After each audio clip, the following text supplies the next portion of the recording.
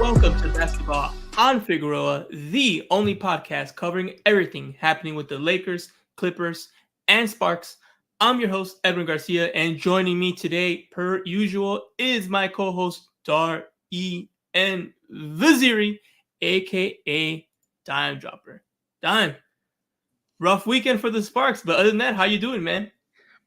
Dude, I'm doing great. It just feels like my blood pressure is so down when it's not my team in the NBA going on. I'm enjoying watching the Sparks, even though it has been rough, as you said, and we'll talk about it. But I'm enjoying watching us grow every single week, every single game, and just getting more familiar with the W. I'm getting too invested, Edwin. I'm spending a lot of time watching other teams and getting another league, and it's just yeah, my dime line this summer, I can't get away from it. But the W is catching my attention right now. Yeah, no, for sure. I mean, I felt the same way. That's why I got into the W. You know, we never really talked about that, but like way back in the day, I've watched here and there since the beginning. You know, I've always been kind of the way I am, where I'm basketball's a sickness. You know, so I was always kind of keeping an eye, but I didn't really get into it like hardcore until like around like I think 2016, 2017. And what really sparked it for me was no pun intended. What really sparked it for me was the Lakers season was over and I wasn't ready to let go of basketball. And I was like, what else can I watch right now? Like, I really want to watch more basketball. I don't want it to be done. And then I'm like, you know what? I've never really like watched like a whole season of the WNBA. So that year I got the league pass and I just went all in. And then it's from there, it's just kind of every year it's grown. It ended up becoming my profession, blah, blah, blah. But that's how I feel. It was a way for me to just kind of keep hoops going 24/7, 365, instead of having like that summer where like there's nothing going on and you know you're just waiting on like free agency. And I'm not really even that into that stuff, kind of like you. I'm more interested in the actual hoops. So yeah, that's kind of how I got it. So now you're getting into, you're seeing how it is. And this is, like I said, I knew once you got more into this was going to be your world. It's like just a different form of basketball in a different way that I thought was going to kind of lean more into kind of the things you like about it, the aggression, the good defense, solid fundamentals, like high competition. You know, some of the complaints you have about the NBA, you know, we've disagreed on some of those things, but I agree with you. Some of that is there, right? And it isn't there in the W. You don't see teams, there's no resting and like that kind of, there's never been load management. It's never existed. I've never even seen one player ever do it. It just doesn't happen. And it kind of, let's bring it to now the games happening now. It's one of the reasons why I think this Commissioner Cup so far, for me, it hasn't really hit. The reason it hit in the NBA is kind of a bad thing. It's that since they don't normally take it seriously, watching them take it seriously was like, oh, okay, well, I guess I'm kind of into this because I see the difference between when you try and you don't try. But in the W, I don't know how you felt, but you know, the Commissioner Cup's been going on for a few years now, but it kind of feels the same because these players try all the time. So it didn't really feel like there was a heightened awareness that these were Commissioner Cup games and $500,000 on the line and a trophy on the line. How did you feel? Did you know that all these games this month early on were the Commissioner Cup games? Did you notice a difference? What are your thoughts early on this Commissioner Cup in the WNBA versus how it is in the NBA? Well, I obviously noticed a difference because the commentators are saying something about it and the ball's different. But in terms of the intensity of the games, I think you're actually like spot on. There's no difference with the WNBA. They all the things you mentioned about these aspects of the NBA that I've grown, you know, kind of tired of. I sound like an old head at age 25. Right? All that. You're right. It's not there in the WNBA. Obviously, they play half the games, but each game is met with that much more intensity due to that. And of course, they don't get paid nearly as much. They're still fighting to get eyes on the sport. You know, the NBA popularity-wise globally is higher. It's the highest it's ever been, most popular it's ever been. And obviously, the W is the same, but they still, you know, have places to go, a lot of places to go. And every game I watch is for the most part intense. And, you know, even my dad and I are getting into it. My dad's an immigrant. You know what I'm saying? Basketball's not his first sport. I know he grew up with soccer, but he still likes grown to love NBA. But the fact that even he likes basketball enough now, he can watch the women's game and he's enjoying it. He's watching every Sparks game with me. That's been pretty cool for me as well. So seeing these other teams hoop, I hope at some point, because we only got 2 games really to talk about this week for the Sparks, and there's not much Laker and Clipper news, but maybe we can talk about some other teams around the W as well. Because, dude, I've been watching a lot of games. Like, it's kind of crazy. I've been trying to watch. And then for those that don't know, in the summer, Edwin was talking about what do you do? There's no hoop to watch, all that. So for those that are aware like that or subscribe to me, I'm trying to learn about all the NBA years that I missed, like before I was born. So I started with Bill Russell's rookie year, and I've like studied the hell out of every single year and tried to watch every single game that exists. And like for the first 20 years of basketball in that time period, maybe 25 years, there's barely any YouTube games, full games. So there's really not as much as you think, but I try to study everything. And so in the summer, that's the time where I got to take advantage. And I've been a little lazy getting caught up with other stuff in the past couple of years. Haven't made as much progress as I want. Now all of a sudden I'm getting into the W. I'm watching all these games. And then I'm like, man, I kind of want to learn about WNBA history now because I feel like I'm just too new to this. I need to know more. So then I'm going back and looking at the comments now. I'm like, oh man, here we go. Now I'm going down the rabbit hole. So you just need to, you know what you need to do when you catch up, both at the same time. That's what I was thinking. 1997, you're just in both worlds and you're just like rolling, Right. No, facts. That's what I was thinking. But it's like, man, there's actually such little footage in terms of like actual game footage of the first couple of years of the W as well. So it's like so easy to catch up. I might as well just do it now. But you're right, because if I don't do it till 97, I got 25 more years of NBA plus ABA. I'm also tapping into some college. We're gonna watch Cheryl Miller and the McGee's. We're gonna watch that. Oh yeah, for sure. But, anyway. That's Cheryl would have been great for this stuff, man. It's a shame, injuries and just the timing as well just didn't really work out. But anyway, yeah. So let's just really quickly hash out the Commissioner Cup. So again, the WNBA has it just like the NBA, and that's one thing I also told. Obviously, now we're starting to see the energy in the NBA the WNBA is getting kind of high with like just everyone kind of starting to pay attention. One thing I always told the NBA fans who never watched, I'm like, you should watch simply for the fact that it's usually a hint to what happens in the NBA, though, since they're owned by the same, entity, essentially. A lot of the things that happen in the W is a precursor to what they're going to do in the NBA. They kind of tested there. They tested Vegas, and they were like, okay, that works. We'll see what happens with the NBA getting it. They did the in-season tournament first, and then the NBA got it. So, like, always whenever you see the WNBA do something new that hasn't really been done in American basketball, it's like that's telling you something. They're trying to see if it works, and then they'll probably bring it over. And the Commissioner's Cup's a prime example of that, right? They've done it for a few years now, but they've changed the format. I do think the NBA did some things better with their version, but we'll get into that in a second. So I'm just going to give you a quick, I did a little Twitter thread as well on my own Twitter account to kind of talk about it. So I'll kind of touch base on that real quick. So this year, it's just June 1st to the 13th. Last year, I think it was spread out a little bit more. There were certain days that were WNBA Commissioner Cup games, kind of like the NBA did. But the thing is, since the WNBA is so short, it just became confusing. Last year, I was like, wait, is this one? Oh, no, it's the next one. Oh, this one. It was very confusing. I like the fact this year they're just doing, look, it's real simple. June 1st to the 13th, all those games are Commissioner Cup games. So I love that they did that. Each team is going to play 5 Commissioner Cup games, and it's going to be within your in-conference rivals. So you'll play all your conference opponents, which is cool because in the W, the conferences really don't matter because we go 1 through 8 for playoffs anyway because it's just a smaller thing. So this is one of the few times that your conference will actually matter more so than normal. Like I said, when we do WNBA playoff standings, it's just cumulative. So it doesn't really matter if you're the best in the West. You got to be the best, period. So this is cool because it kind of makes the conference matter. It'll be 3 games at home and 2 on the road. Or for some teams, it'll be flipped. 2 games on the road, 3 on the road. Just depends on how the schedule kind of worked out. Teams with the top record in each conference in your section will go to the championship game. It's going to be a $500,000 prize pool. And it'll be played on June 25th at the arena of the home team with the best record.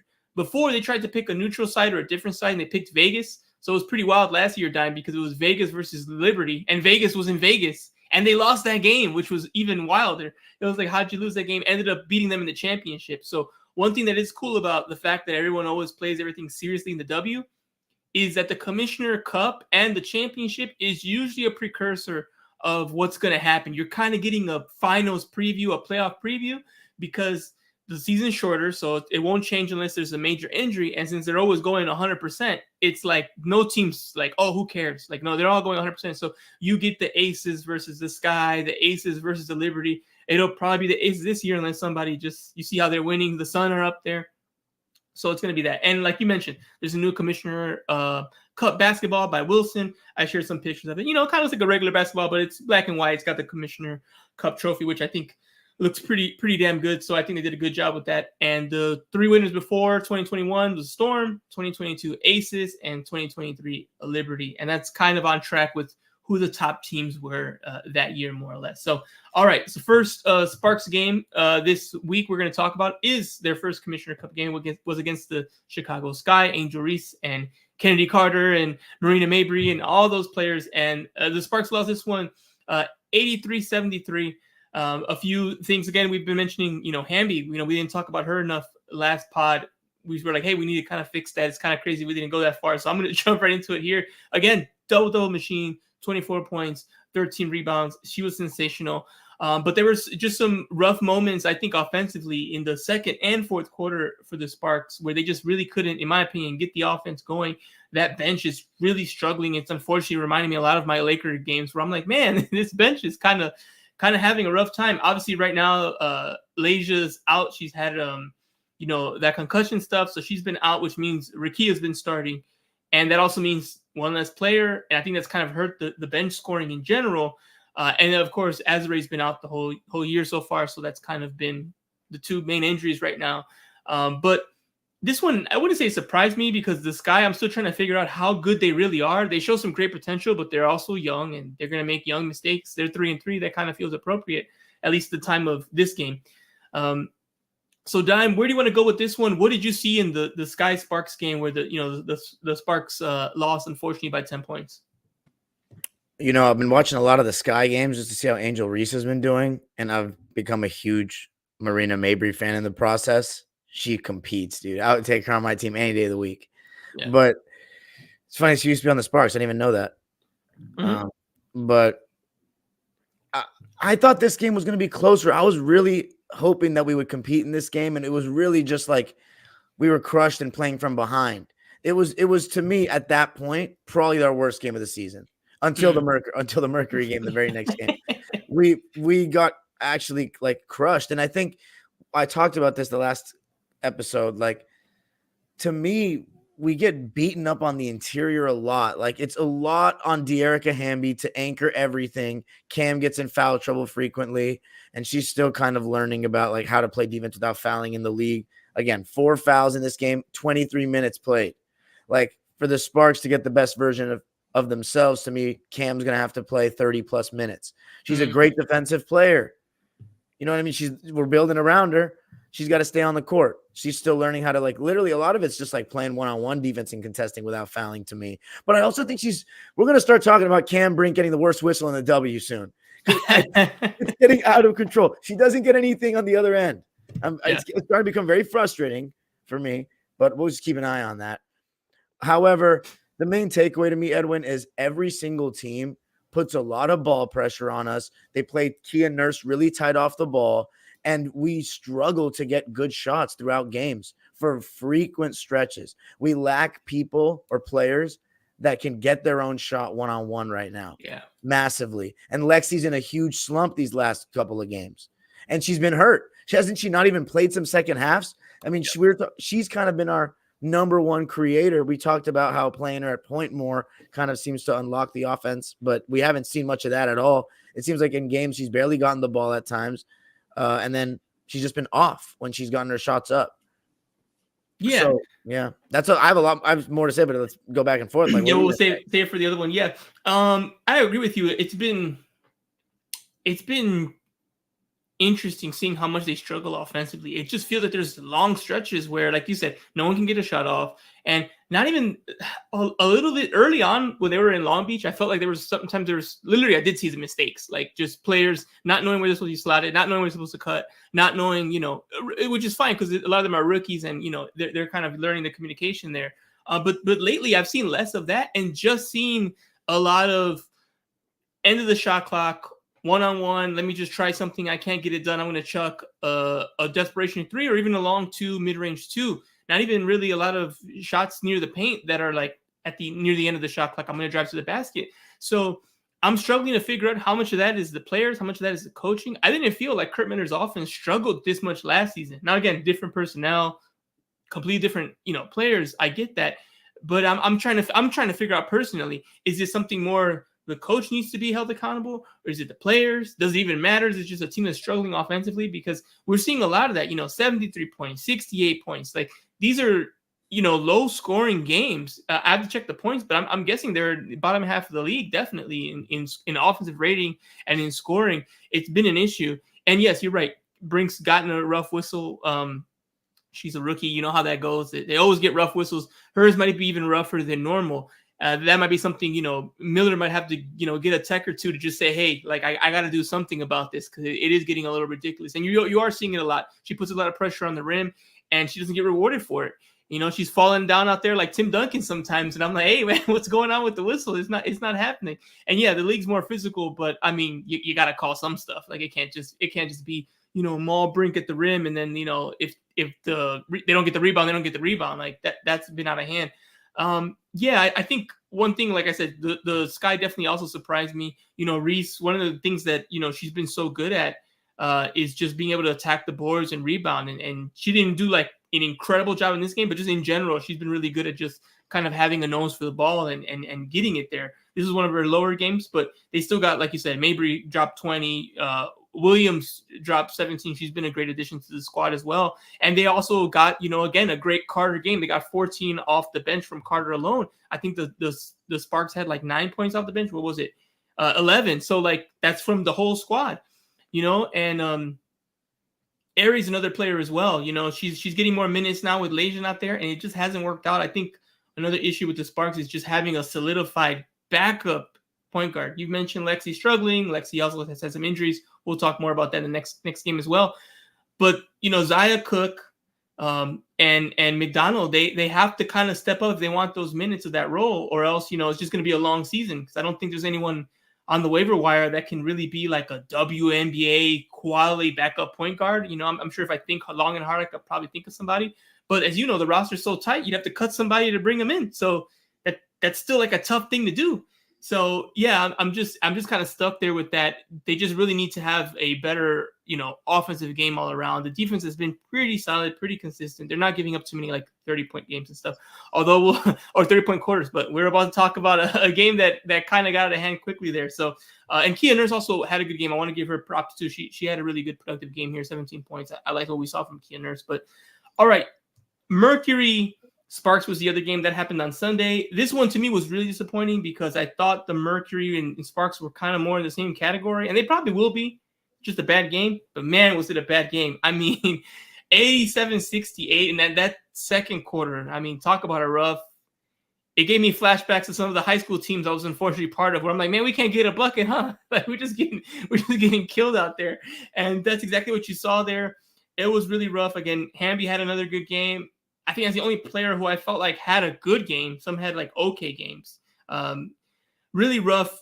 Like you mentioned before, this is one we kind of have to talk about more of the problems, and Taurasi just annihilated them. Especially Taurasi early in the WNBA season, she has her legs still under her. She's kind of still at that level, at that White Mamba, Hall of Fame level. And man, she torched them. I think last year she had another game like this where she had like 35, like first month of the season. I was like, oh my goodness. And this was more of the same. It was pretty much an incredible showing from her. 7 from 9 from 3. I mean, geez, perfect from the charity stripe. She was a monster here. I'll ask you this. When did you know the game was over? Oh, halftime, dude. Like it was a carbon copy of the Sky game. Every team knows at this point, put pressure on us, on our ball handlers, and then, just stay as attached to Kia Nurse as you can, and then that's it. Like our offense, here's what I think. As far as the coaching thing we were talking about, like, is it his fault or is it what's wrong with our offense? I think we do a good job of moving the ball. We run Kia Nurse off a lot of off-ball screens. Hamby, the thing is, Dearica Hamby is our leading scorer, right, at this point of the season. Yeah. And she's not even like somebody that you throw the ball and just like go get a bucket, but she's involved in like all of our actions. She's setting so many screens a game. She's shown the ability to roll really well and finish extremely well. And pick and pop and has been hitting threes this season. So she's been everywhere. She's also been asked to anchor the entire defense with Cam's frequent foul trouble in the minutes that Lee Rue's not in. Like, it's a lot. It's a lot that she has to do. And to me, I think we lack a great like pick and roll ball handler.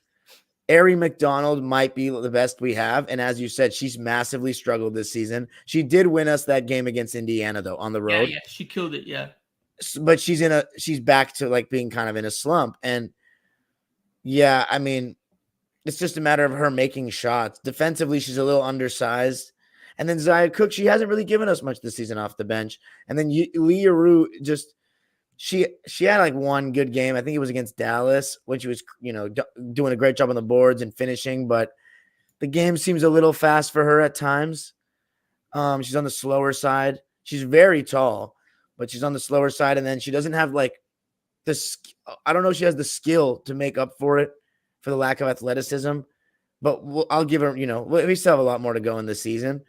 But Lexi Brown was supposed to be kind of our main creator to me, like as far as ball handling and stuff like that. And it hasn't really, when she's not got it going, we're basically just relying on Kia Nurse to come off screens, and she flows into like dribble handoffs and stuff like that. And I mean, I haven't watched Kia Nurse for long enough to say with confidence, but so far I don't see somebody that's an amazing, playmaker out of pick and roll or something like that, or a great ball handler. She's a great movement shooter and the best, I think probably the best shooter we have. But what I really think has to happen is, look, if Rakia Jackson, she's the 4th pick in the draft. She's clearly like a bucket getter, get her the ball in the mid post, let her work kind of player. I don't need to be watching her for that long to realize that.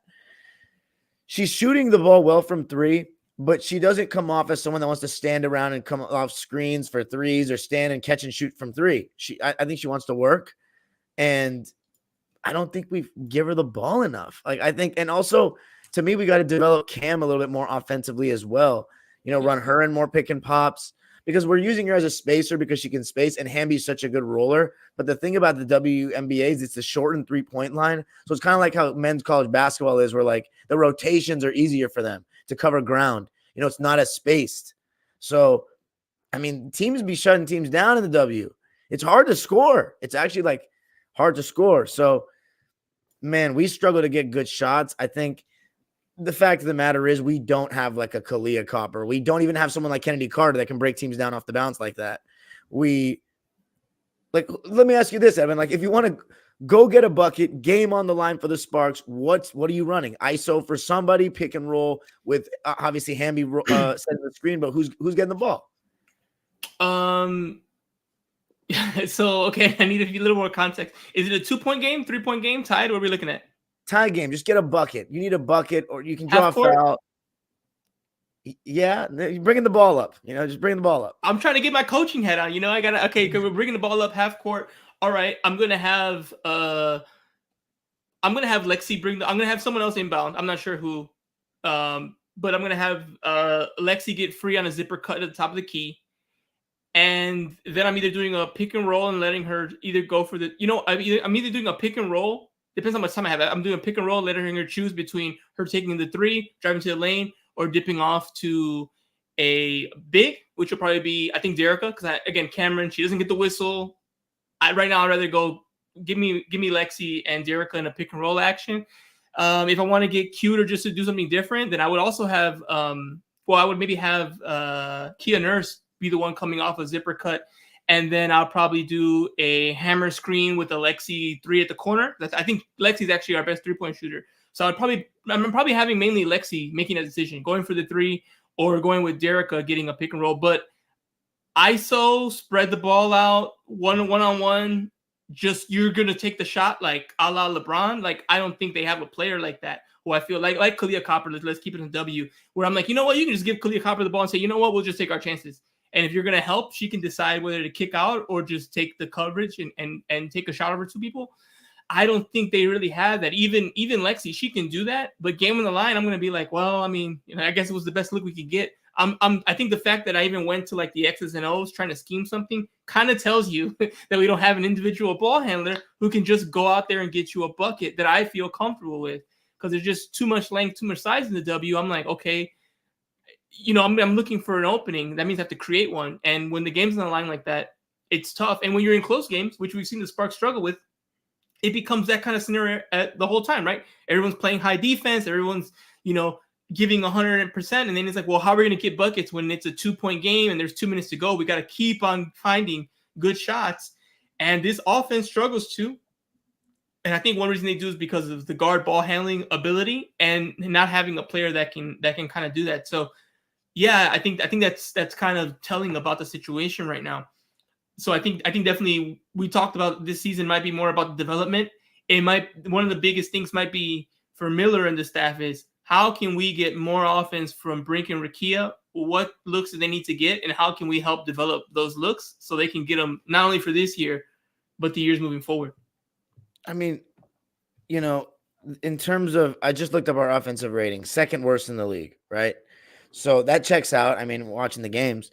And yeah, we don't have – so a lot of the stuff you mentioned was Lexi Brown. And Lexi Brown is struggling right now. So that means that someone else has to do something.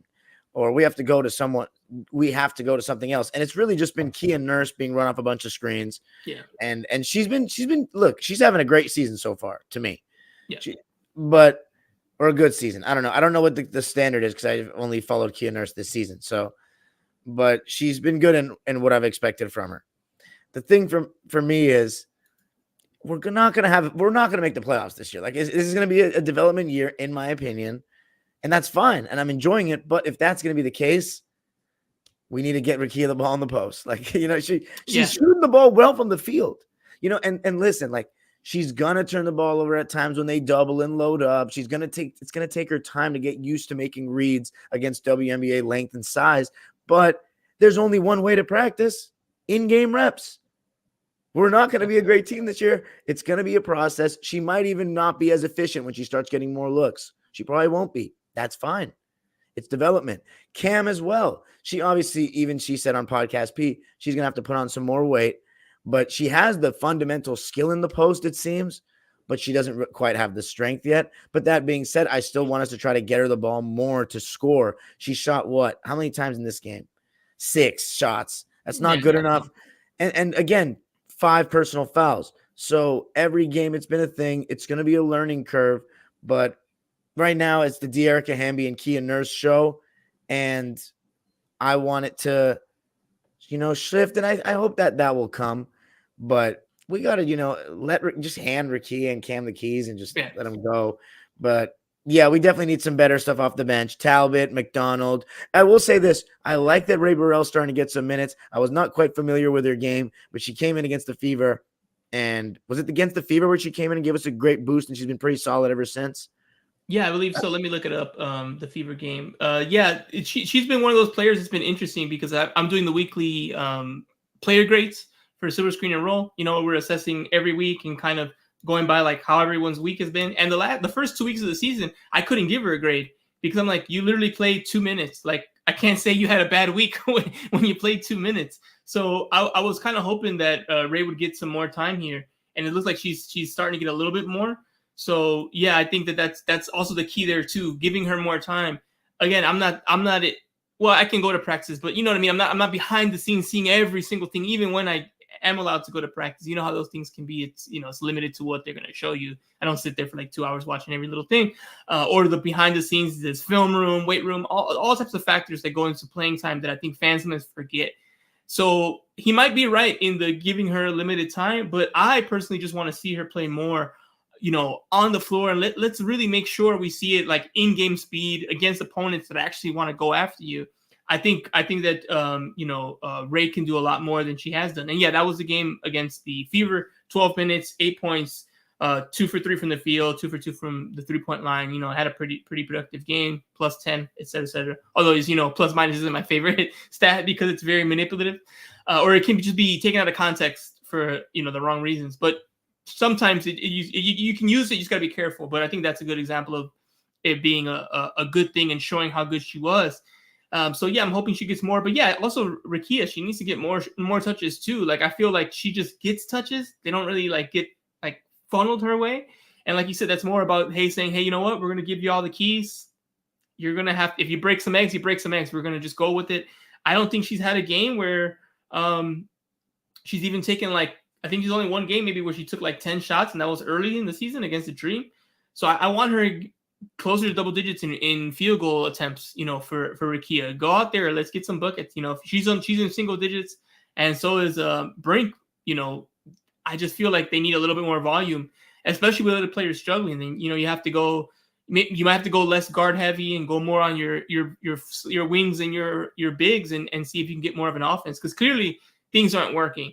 And if things aren't working and your best players are your veterans on a team that's supposed to be rebuilding for youth, you might have to make some adjustments there. Again, I'm not saying Hamby shouldn't get the ball and stuff. She should definitely get the ball, but maybe you need to put a little more focus on the youth as we're going through the season, because they're probably going to be here and they're probably going to be even more important next year than this year. So they need to start getting those reps in. But yeah, it was a rough couple games here. So before we go into the games coming up this week, I thought it'd be fun if we go through your tweet here. It's making a lot of noise here on the your favorite players. You give me to look like, oh, what happened? Dude, I know. But I'm happy that at first I posted that tweet because I was just like, man, let me share who I've been messing with in the W, and I want to see what other people think, because my timeline has been very W-centric the last couple of weeks, but I could always get more people that are, into it. I feel that way about soccer too. I don't get enough people that are into soccer as well. Sometimes my tweets just go for either W, soccer, whatever it may be, just go under the radar.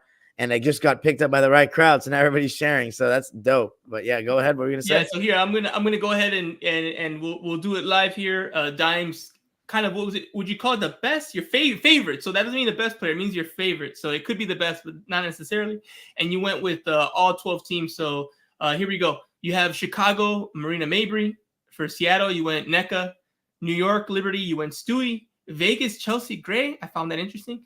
Indiana, Whoa, how is that interesting? Well, I just thought it's Asia Wilson, but I was going to get into my list in a minute. So, yeah, but Sparks. Yeah, but Asia's Asia. Like, she never played for the Sparks and won championships. No, but she won championships. Not for the Sparks. No, not for the Sparks.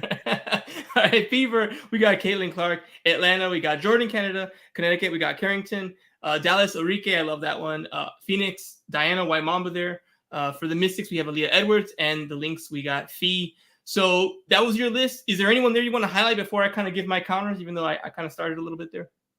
Highlight, man. I already mentioned that I love Marina Mabry's game.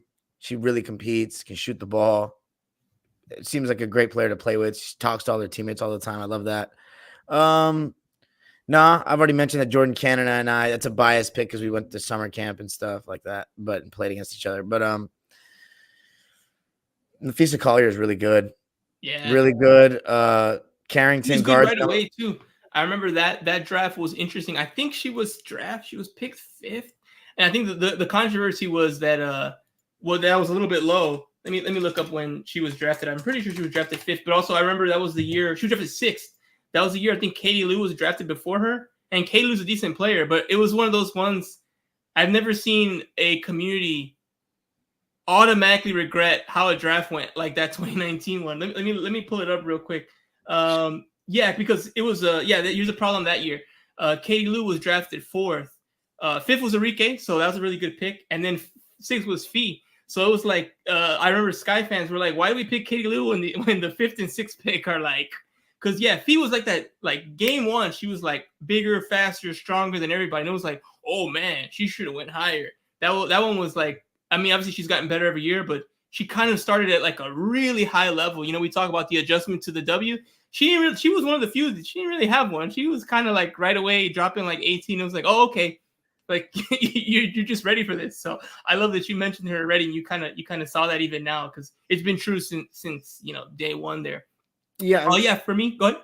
No, I was going to say, the UConn, some of these UConn players are just so fundamentally sound and skilled and have size. I mean, shout out Katie Lou though. I was gonna say, I always mentioned I got the pleasure of doing this girls tournament, high school girls tournament, PA announcing for the whole thing with some of the best teams in the country in 2015 and 16. And in 2015, Katie Lou Samuelson's modern day squad was the number 1 team in the country. And I got the pleasure of seeing it firsthand. And like, it's just crazy, like looking at her in the W, and she's like the size of a big forward, but like in my high school gym, she literally was gigantic. and she could shoot. She was so fundamentally sound. Her footwork was amazing, and everything. Like, we knew she was going to UConn at the time, but everything about her was just like professional. Like, it's just, I mean, she just, her routine, the way she carried herself, like the expectation that she set for herself and the seriousness of that modern day team on like every single play.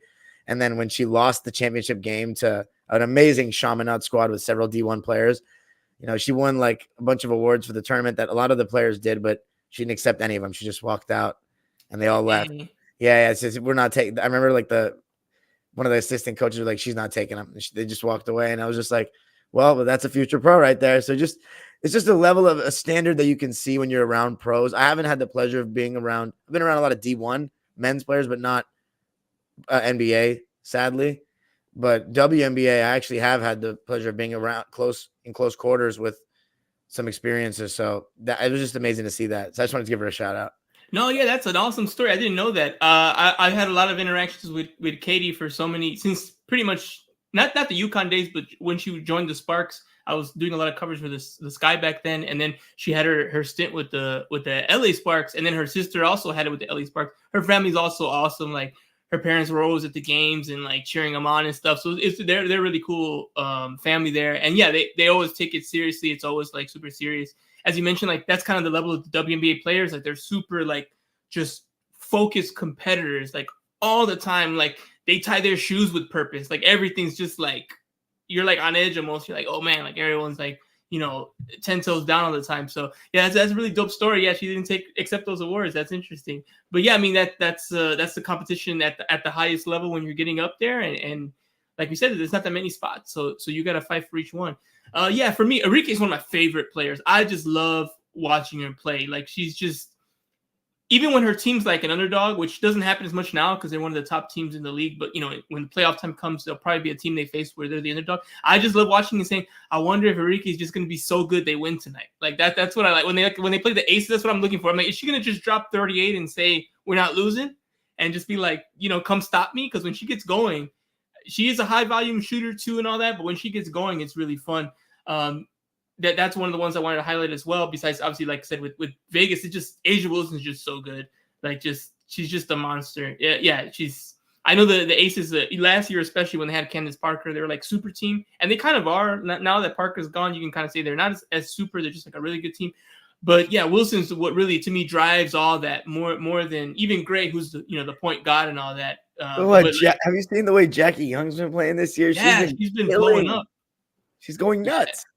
Yeah, and she's been doing that. Like, she was like the 6-woman kind of role, and like coming off the bench and like an all-star and like on the fringe, and now she's just really like taking that next level. But again, like you mentioned before, like players take time to develop. She's had the years under her wings to kind of like develop and grow, and now she's kind of blossoming into like, oh, she might be like even better than those who are high on her, envision her being, which has been scary because the Aces are just so good. I really wonder if they're going to three-peat, though. I feel a little sense of they're a little tired because it's just so much, even in the W, like the mental aspect of being that good.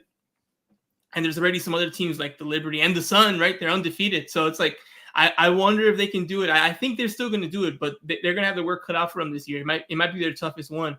But yeah, that's what I'm curious about. Kelsey Plum also, constantly puts pressure on the defense, or constantly is in attack mode every game I watch.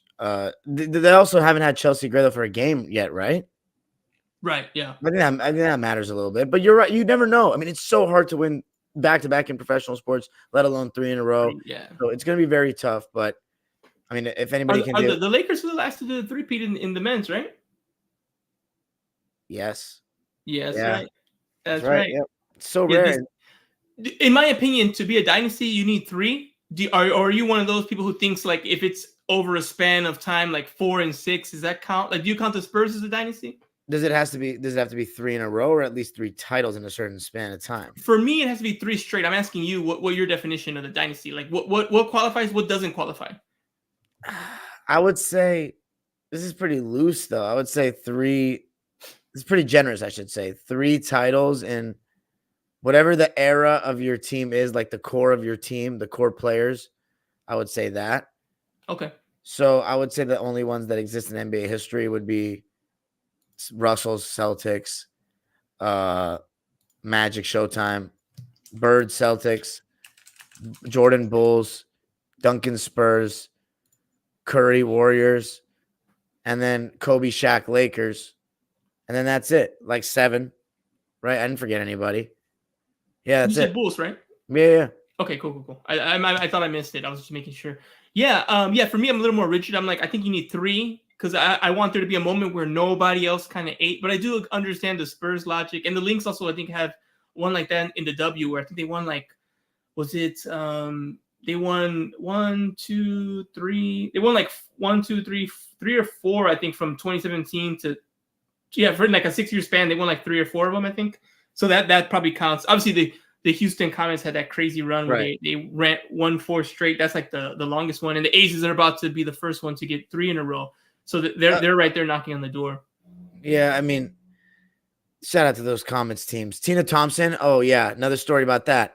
I was in training with Olin Simplist, the guard whisperer, who's like ran the clinics I used to go to as a kid. Is SGA's trainer now. And I had the pleasure of obviously like he had some pretty high up people there. And this was like me as a young Sparks fan. I was sometimes watch the WNBA. I wasn't watching every game or anything like that. Yeah. But Tina Thompson was there. And like the lipstick, I don't remember what it was. As a kid, I used to remember like the lipstick would always make me recognize her. I don't know why. It's so signature. And I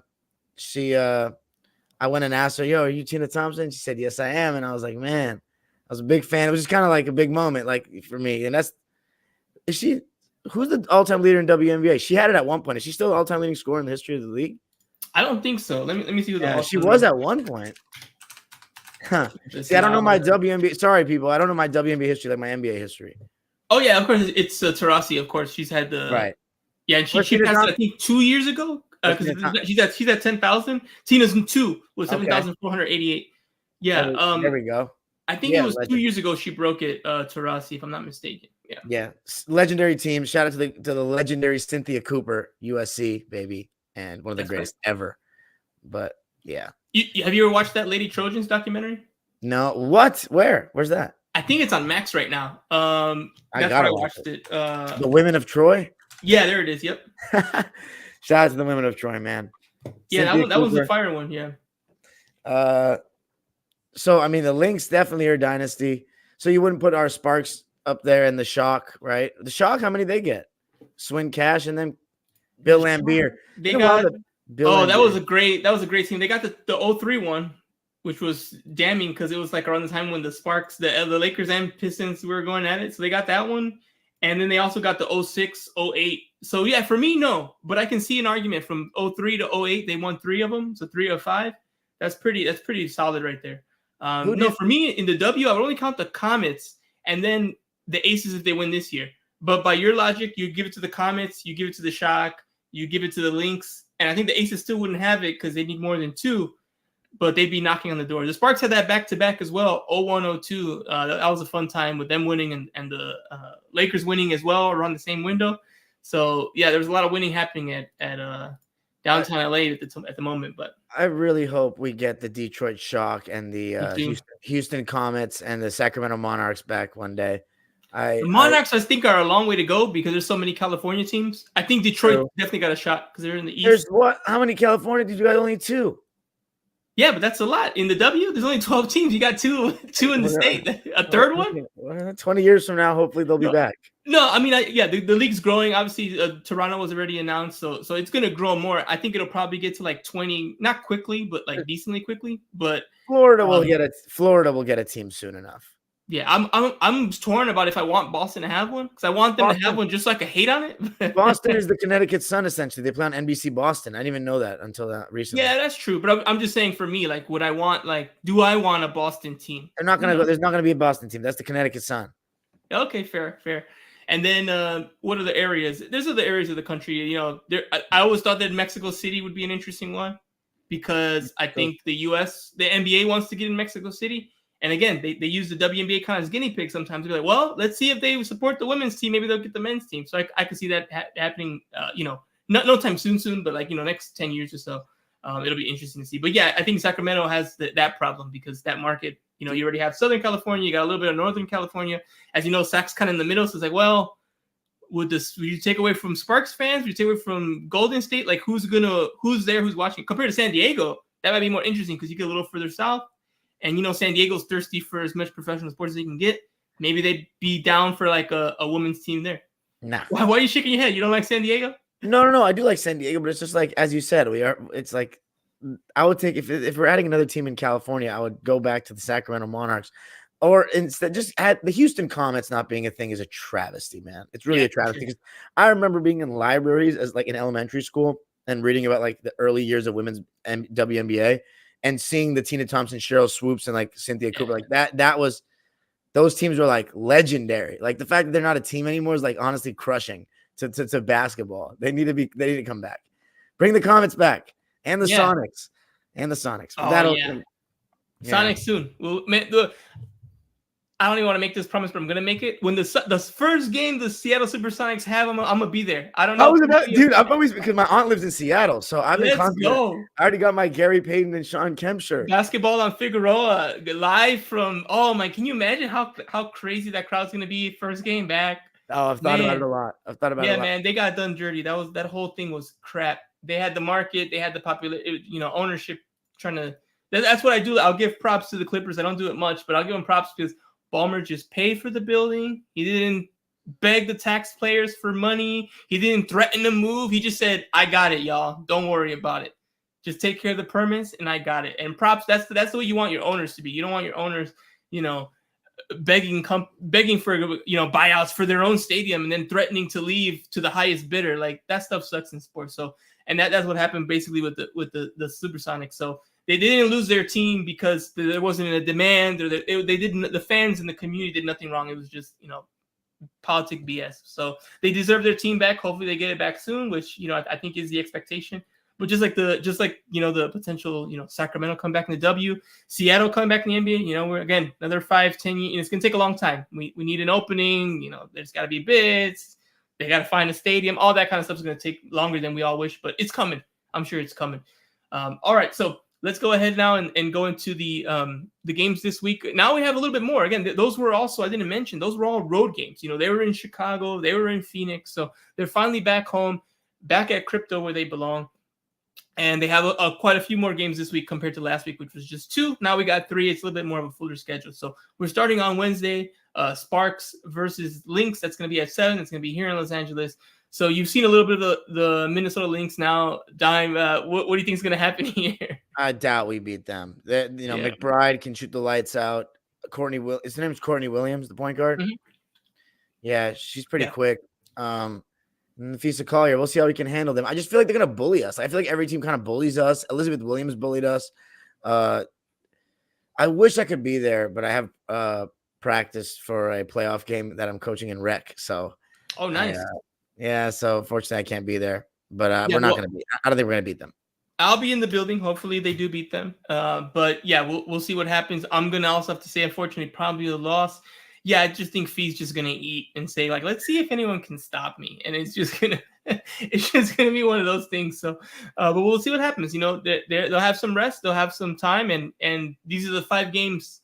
We'll be done with the Commissioner Cup. So if they do want a chance at the title, they're going to definitely have to win a few games here because they're already 0-2 in the hole. So this is kind of a one must-win game for that. I'll definitely, at pregame, kind of talk to them about that because I want to know what their insight is on this Commissioner Cup. Are they checking standings? Are they like kind of watching it? Or do they even know the rules? Yeah, I think they know them this time, but I'll double check with them, see what's going on there. But I'll be curious for that for Wednesday's game. All right, so Friday, Sparks, again, staying in Los Angeles, they're going to play Dallas at 7. It's going to be on the Ion Network, so hopefully everyone has that streaming option there. It'll be at 7 here in LA. So, Dime, same question here. You got a Wings team with Enrique. You got a Wings team that's playing some of the best basketball in the W. What's the result you see happening here? We will be there no matter what. I'm going. All right. Friday, baby. Okay, I'll go. I got nothing planned yet, so I'll go. Yeah. All right. I'll see you there because I'll be there in attendance as well. So let's say we're gonna win this one. Okay. It's gonna be tough though. It's gonna be tough. Is Natasha Howard still out? I believe so. Let me check at least. Injuries are another thing that are kind of hard to keep track of in the W unless you're on like the PR list. But let me check. Yeah, so far she's out. I don't have a bigger update than that. Okay. So she's out. So, and obviously it's later in the week. So. Okay, they're still missing her. Yeah. Sabali is still out. Yeah, she's gonna be out for a little bit more still. Let's say we get a win. That Maddie Segrist girl is having a good season this time around. Was not familiar with her game, but every time I watch, she's been doing a good job making shots from all 3 levels. I don't know if you've been seeing. She's been pretty good. So yeah, I don't know. I think we're gonna win, but it's gonna be a really close game. I'm just probably being optimistic there. Like the thing is, we don't have anybody like Arike. You know what I mean? She could just constantly puts pressure on your defense at all times. So yeah, Howard still recovering from the broken foot. It would be the earliest she's expected to return, but I'm guessing they're gonna probably give it another week or so. And without a significant update, I just can't. I'm gonna assume she'll be out for at least another week until we hear from the medical staff about some kind of update. So yeah, she'll be out. But again, like you said, it's gonna be tough. You know what? I'm gonna say let's give it to the wing. Let's not give it to wings. Let's give it to the Sparks here because it's a rough week here, and that's one thing that's also tough. They have to start punching above their weight a little bit. They're near the bottom of the league, so that means when they're playing those top 8 teams, can they steal some games? That's gonna have to be their focus there. So I'm gonna say they get this one there at home Friday night. They'll be able to beat them. Now Sunday's a rough one. You got Sparks Aces. We're just talking about are they a borderline dynasty? You're going against them Sunday night at 6:00. Who do you have winning here against the LA versus Las Vegas? We're not gonna beat them. I believe we beat them once last year. Wait, what you said? It's here in LA? Yeah. What day is that? Sunday? Sunday, yeah. We might be there no matter what. We'll see. We'll see. Pending. I'll try to be there. Pending schedules. We'll see. That one, I think I'm not going to be there because that's usually my day off. But we'll see if. Well, I got to talk to my bosses about that because I want to go, but contractually, it's almost like my rest days. I'm sometimes forced against my will to not be at certain things for attendance on behalf of corporate entities. So we'll see about that one. But I'll be at the other two for sure. Sunday, I'm questionable. I might be load managed. So yeah, we have load management in media too. Believe it or not, we have load management. So, but yeah, unfortunately, yeah, I got the Aces winning. They're not on the big tear they were last year. Last year was like, are they going to be the greatest winning percentage ever? They were kind of going for the ultimate season last year. Time they almost got the best winning percentage because they had more wins, but that's because there's more games. But they almost beat the Comets winning percentage. They missed it by like I think 2 losses, and they were for a moment they were on track for best winning percentage ever, winning the Commissioner Cup and winning the title. They were going to have like everything, almost like a treble. But then they lost enough games that they had the second best winning percentage. They lost the Commissioner Cup, but they did win the biggest thing of all, which was the championship. So this year looks like much more, at least early on, much more of a normal team. They're 4-2. Like last year, they were on that kind of Connecticut Sun run to start. So they're a little more beatable. That makes me a little more optimistic, but they're still a championship team. And as you've seen in some games where they start off losing, they'll kind of wake up and get to that level when they need to later in the second half. And with how the team's been struggling, I just don't. It'd be tough to win that game. They're going to play hard. They're going to. Kurt Miller's teams always give you their best effort, but that's not going to be enough to win the game. That'll just be enough to kind of keep it competitive at least for the beginning. So yeah, not looking good, but we'll see how things go there. So we got it 1-2 for this week. We'll see if that's how things pan out. Anything else you want to? Oh, before we wrap up, let's do a real quick segment on the Lakers and the Clippers. Not much to talk about. Obviously, we're at it's like a weird height of the offseason because technically the finals is going down. But it's only 2 teams, and that hasn't been us for a long time since the first round we've been out. So it's been a little minute here. For the Lakers, there haven't really been too many updates. All the little murmurs and rumors are that it's JJ Redick, and we haven't heard of anyone else getting an in-person interview or that process kind of progressing past that. It's about the same spot it's been for the past week. Again, just rumors, just murmurs, but those rumors and murmurs are that it'll probably be Redick, and they'll probably announce after the NBA Finals. And given that the NBA Finals doesn't start until later this week, that means probably next week it'll be more of the same. So nothing else to heard there. I'm hoping that we hear some more names because I like to see them go through, a thorough process and maybe even give someone else a chance. But obviously, I'm not privy to what's happening behind closed doors at like head coaching interviews. know some of the names that y'all know. So we'll see what happens there. And the Clippers, again, quiet stuff, little podcast appearances here and there. You know, it's the height of the offseason for them. But we do have that clip show. We haven't talked about this. It premieres, I believe, tonight at midnight. Dime. It's a negative story, but it's y'all's story. How do you feel? We haven't talked about this. I have no idea what you think. How do you feel about this FX Hulu documentary on like the Sterling era and like kind of how things went down there? I think anytime you have something like a production, a show being made about something LA Clipper related, and I know, as you said, it's negative, but ultimately it had a happy ending for Clipper fans and mankind to get a racist slumlord like Donald Sterling out of there. And again, for the LA Clippers to have something like that featured on television with Lawrence Fishburne and these actors, I mean, that's dope, man. We've come a long way. You have come a long way. Before we were the butt of jokes in movies, and now they're making shows with historical events related to the LA Clippers. I mean, come on, you can call it losing time all you want. Yeah, okay, cool. Let's do this. And you obviously, we're live right now, so we can talk about it off the record later. But are you down for doing like maybe like a weekly recap? Are you gonna watch all of them? Do you want to do it later? Are you not sure if you're gonna even watch it or what's up? Oh, I'm definitely watching, but we can definitely include it as part of our episodes, like 10 minutes. Okay, cool. All right, so yeah, we'll pencil that in there. We'll do a recap of them. I'll start watching them too. I watched all the winning times. You know, I dove into that again, more of a positive story, but also had the negatives of what the '80s were like for sure, and definitely some Laker people didn't like it at first. So what if winning time, man? That was a show that was cut way too short. Way too short. We were supposed to get. I definitely think they were going too slow because the way they were going, we need like 10 years. I'm like, I don't know if this is Game of Thrones now. But we could have done it better than, cutting it off with Larry Bird winning a title is disgusting. Like, come on. Oh my God, it couldn't have been worse. And then, by the way, still frames with like, oh, they came back and they won. Actually, Match is considered better now. And then like zoom out. I'm like, wait, no, slow down. Let's unpack that. What are you talking about? It was very tragic. By the way, 200 people, and combining the platforms of my YouTube, my Twitter, and then Edwin's Twitter. Shout out to everybody. I always recommend people subscribe to the YouTube channel, Dime Dropper YouTube channel, because then we can read your comments during the live. If you guys want to support the show, send us super chat. All that is on YouTube. So the link is always posted on my YouTube channel. Come support, subscribe for all things LA sports and LA Sparks. Let me know if you guys want me to do like lives about the Sparks after the games. And should I do a vlog on Friday? Might have to, right?